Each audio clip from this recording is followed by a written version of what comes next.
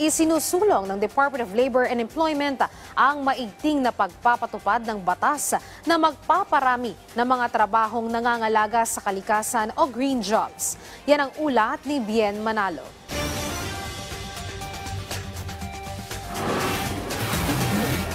Pinalalakas pa ng Department of Labor and Employment ang kanilang mga programa na nagsusulong ng green jobs o mga berdeng trabaho sa Pilipinas.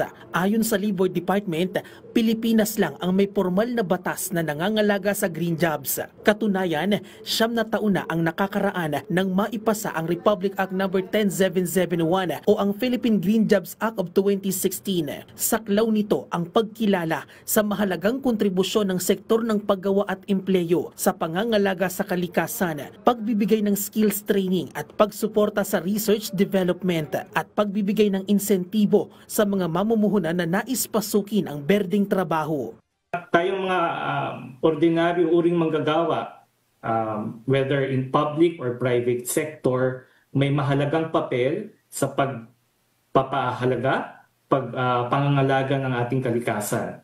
Sa panayam ng AFP Radio kay Bernard Mangulabnan, ang OIC Chief ng Labor and Employment Officer ng DOLE, ipinunto niya ang dalawang elemento ng green jobs. Ito ang pangangalaga sa kalikasan o environmental sustainability at ang pagkakaroon ng disenteng trabaho. Kabilang dito ang pagiging produktibo, may maayos na pasahod at may boses ang bawat empleyado. Ang National Green Jobs Human Resource Development Plan ng DOLE ang nagsisilbing roadmap tungo sa isang sustainable economy. Nasa mahigit 20 ahensya ng gobyerno ang inatasang manguna sa pagpapatupad ng batas na bahagi na rin ng umiiral na whole of government approach. Inaasahan naman ngayong 2025, malalagdaan na ang Joint Memorandum Circular para sa Assessment at Certification Guidelines para sa mga business enterprise.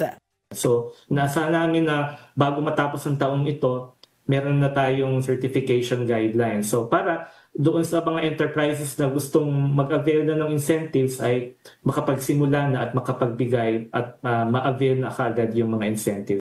Target naman ng DOLE na mas paigtingin ang information dissemination at awareness campaign para isulong ang green jobs sa bansa sa pagkamit ng green economy. Bien Manalo para sa Pambansang TV sa Bagong Pilipinas.